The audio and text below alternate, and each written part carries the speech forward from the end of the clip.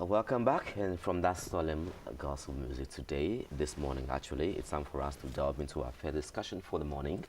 The main one actually, nation building, and it's a shared responsibility, I should say. But then, to what extent do we exhibit what we have to do in terms of nation building?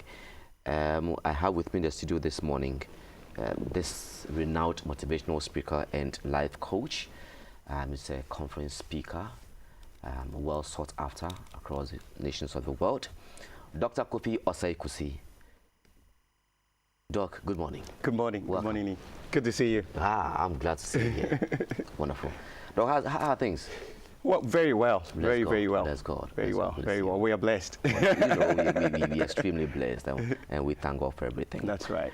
Doc, we all have been, nurtured, educated, informed, enlightened, equipped, empowered, if you like, to build our nation, right? First of all, let's look at what nation building is.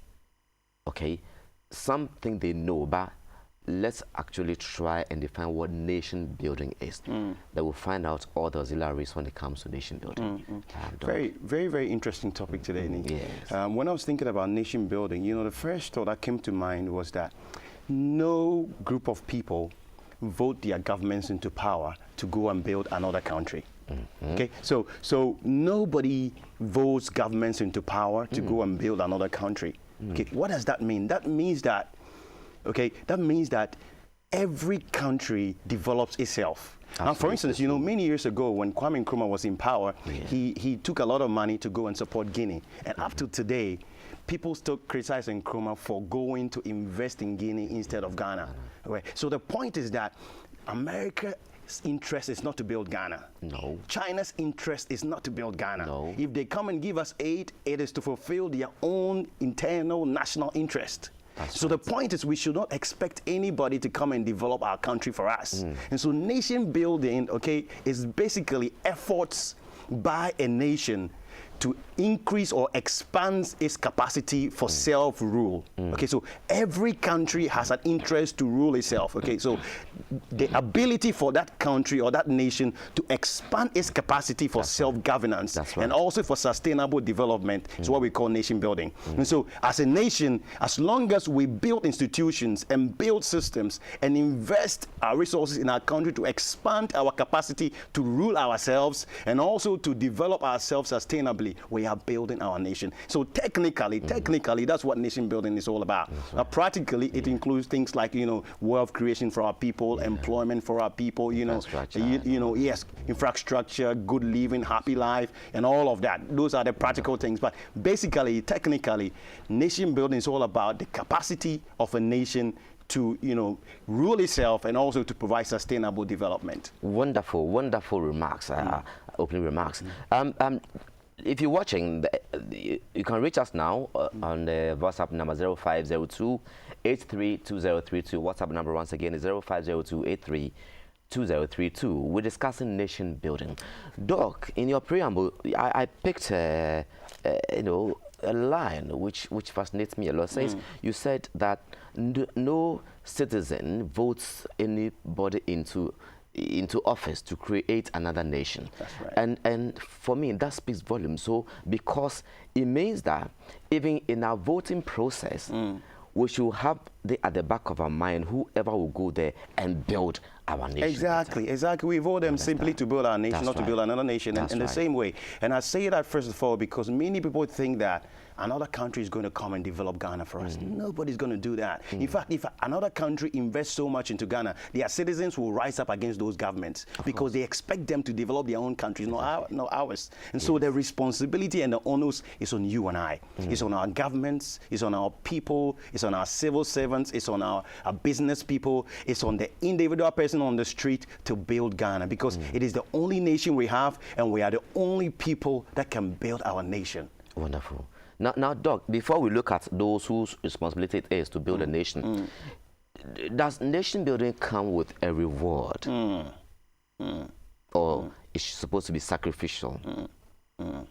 You tell me about it. You see, the benefits of nation building are enormous. You see, the countries we stay in Ghana, we're always referring to the Singapores and the Dubais and America and all those places are massive nations today because they were built by people.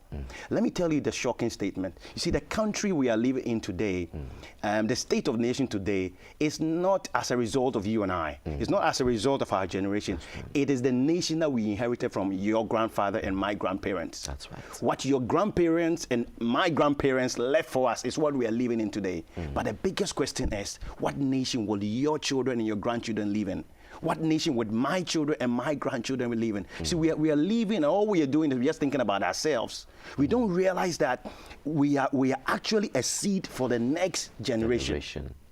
Every activity, every action, every move we are making is a seed for the next generation. Okay, we are living in this nation right now just because of the lack of sacrifice, all the sacrifice that our grandparents made, the right decisions or the poor decisions they made, their selfishness or the selflessness of our grandparents. That's right. Okay, so the question is, are we going to continue on that trend? If we are happy with the country today, that means they did a good job. But if we are not, they didn't do a good job. But that's not the issue. The issue is, are we doing the right thing? Are we eating the food of generations yet unborn, or we're actually laying down our lives for generations yet unborn? And it's so critical. The benefits are enormous because it is going to be the nation that our children are going to live in. Will they be begging? Would they go out and queue at a visa post to try and go abroad? It's going to be determined by what you and I are doing. And that's why some of us are really laying down our lives for the young people. I leave when I wake up every day, I'm thinking about the youth. How can I lay my life down for you? How can I build my nation through the young people in this nation? Okay, so if we don't invest in our people, there's no future. On the back of where you landed, so I'll ask a question close to what I asked earlier on. In nation building, do we expect a reward? You see, we are all driven by, yes, we are all driven by rewards. If anybody say whatever you do, you're doing for free, it's a lie. Even me, everything I do, I don't do it for free. Okay, except that not all the rewards are cash. If you're talking about, do we expect a cash reward? I would say no. It's not always for cash. But the rewards includes things like safety for your grandchildren, safety for generations unborn. Build a nation that children will be proud of. Wonderful. Okay, so they get up in America and they are proud of America. Why? Because people long ago who may never be remembered lay their lives down for that nation. So the benefits includes things like your children will love Ghana. They'll be proud of Ghana. When you build a nation, you are building a place for yourself, for your generation, and even for generations yet unborn. Because this is the place where your descendants are going to be. Can I tell you the bad news? If you migrate to America, you will never be American. Oh, no. They will never see you as one. No. You are never going to become one. People were born in Europe and in UK for generations. I mean, because of the color of their skin or whatever their names and all of that, you can never be one of them. There's the only place in the world where you'll be fully accepted and be who you are is Ghana. It's Ghana. That's the only place. People have tried to live abroad, and they are not really assimilated well in those societies. Okay, so let's build this place for ourselves and for generations yet unborn. Do you think that as a nation we exhibiting enough of passion in nation building like other countries do? Other countries, see the passion with which they do things. Do you think that we are exhibiting that kind of passion in nation building? Absolutely not. Absolutely not. It's like the phrase that says we're in the world, but we are not of the world. We are in Ghana, but we are not of Ghana. We are just living in Ghana. We're just living in Ghana, but we don't connect to Ghana. That's right. Ghana is not part of us. We don't think of Ghana as something critical, for our living. We don't see it as part of our life. We only exist in this nation. It's like you've gone to rent somebody's house and you don't feel a sense of belonging. We don't. We don't love Ghana. We are not passionate about the nation. We are not willing to sacrifice for the nation. It's all about us and individual. We're just existing as dots and pieces. And let me be very blunt, it's a lack of wisdom. It's a lack of wisdom. Like I'm saying, this is the only nation that we have. This is the only nation that we have. We must work hard and build this nation. We must unite as a people. We must focus on the bigger goal and break down the boundaries of ethnicity, the boundaries of politics and all of that. That's right. what is right is right, what is wrong is wrong. We must invest in building Ghana, because when Ghana becomes great, we will all be pleased, we will all be proud of it, there'll be prosperity in the land. You cannot be the only richest person in a very poor country. That's right. You can't be the most successful person in an environment where everybody is failing. You cannot. We must raise everybody else up so that together, we can be one strong and mighty nation. Doc, what should be the driving force for us to, build on that passion, create that passion to build our nation? Something should push us. Should it be somebody pushing us, or a situation pushing us?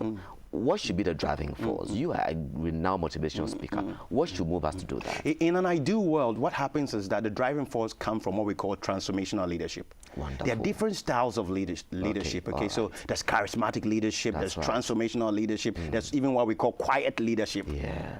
All right.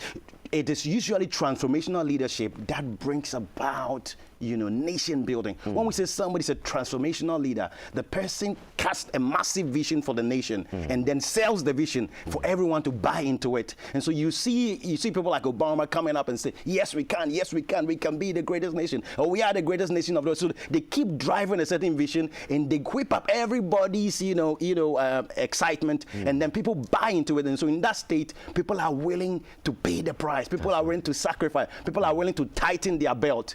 But without transformational leadership, everybody is minding their own business. Everybody is thinking about their own. And so in an ideal world, it's driven from transformational leadership. Okay. Again, when you look at Western countries, you see that most of their leaders, when they are speaking, they are more of motivational speakers. That's right. They are motivational speakers. Course, you see, when they stand and they are speaking, it is motivational speaking. They urge you on. They urge you on. They are just telling you, we can make it. Right. We can. Let's be one people. Let's go forward. We are the greatest this. We are the greatest that. Let's talk about Ghana. We are the greatest nation in Africa. We are this. And those are the things. Indeed, their lifestyles portray that. Exactly. So you point to that. That this man urging me on is really himself walking the talk. Absolutely. Absolutely. Absolutely. Yeah. So yes, it starts transformational leadership. That's right. Not only at the political level. That's right. At the political level, yes. At the civil service level, yes. At the business level, yes. At the educational level, yes. At the media level, yes. So at all the levels and the phases of our society, we need transformational leadership. So wherever you find yourself, whether you are the head of a media organization or wherever you work, use the opportunity to inspire people. And to tell people that yes, we can. Let's all stop and put a pause on, condemning our nation and only looking at the negative thing that's going on. Transformational leaders look beyond the barriers that they are confronted with. They cast a new vision and inspire people and say that yes, we can get there. Because a true leader moves people from one state of inertia to another state of inertia. Wonderful. They move people from a place where they are not happy with, to a place where they should be so that they can be happy with. Wonderful. Doc, we have classes of people. I hate to use the word class. Categories of people. That's right. Class is a bit weird in this situation. You got the corporate world leaders. You have the media. You have the traders and all that. Now, from each category, how can we move out to have that inertia in nation building? Because now we're not doing what already. No. Where do we start from to change the attitudes? How would we go about that? For all the categories I've mentioned. For instance, if you come across a market woman, for instance, how can she contribute her quota in nation building? I didn't think about this earlier, but this thought just dropped on me, and I know a lot of people are watching. But we have the Commission for civic education. I think they have an incredible job to do. Okay. I don't know if they are doing so well, but I'm not here to criticize anybody. But I think they need to step up their game a bit more. And to inspire because their mandate really is to get the ordinary Ghanaian to believe in Ghana. That's right. To believe in the policies and to believe in the future of the nation, right? So because they have the enormous resources to go out there, whether using media platforms or face-to-face, to tell people about how great a country we have. And so I would want to see them do more and more of that. Okay. But beyond that, we have many other platforms, including the platforms of the religious organizations. Absolutely. A lot of people go to church. A lot of people go to other religious, places, the mosques and so on. Can our religious leaders also contribute to nation building? See, let me say a very important thing. When we say, you're building a nation, it's not just about building structures. That's right. Somebody said that you don't build a business, you build people and people build a business. Let me repeat that. When you want to build a mighty business, you don't build a business, you actually build people, and the people will go ahead to build the business. In the same way, when we talk about nation building, first of all, it's about building the human beings in the nation, getting them to believe in themselves, investing in education. That's why I believe so much in education. The level of literacy in our country is still extremely high. And we need to invest in education. We need to empower people. So whether at a religious level or at a business level or at a political national level, we are to use every opportunity to build people, build positive hopes in people, assure people that, you know, with determination, we can make it as a people. And also, I hate to say this, but I think that unfortunately there are too many times when some of the most responsible people who should be making responsible statements are rather making very divisive statements, and statements that page one ethnic group against the other, statements that page one group. That's not what we need. We want to build our nation. We are one people, whether you come from the north, the south, the central, the east, the west, wherever you come from, we are one people. We are one blood. Wonderful. All right. So let's bring ourselves together. Okay. Let's love one another and forgive.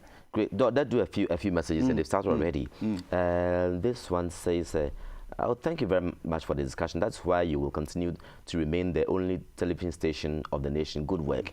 And I said, "Good work, and you and your crew. I am more than motivated after listening to Dr. Kusi. He's a wonderful man. God bless you. Please, I need his personal digits. Kofi Nkum from Agonas Radio." So before we end, Doc will give you some digits, as you rightly put it. That's what's in vogue now. They don't say numbers. I have your digits. Hey, man. I thought you were talking about money. No, it's numbers. Seriously, Harriet taught me that the other time. All right, then someone said we vote for political parties to build our nation. We'll talk about that, whether that's really so. Okay. We vote for political parties to build our nation, Mother Ghana, but they're not building our nation, rather building it for themselves.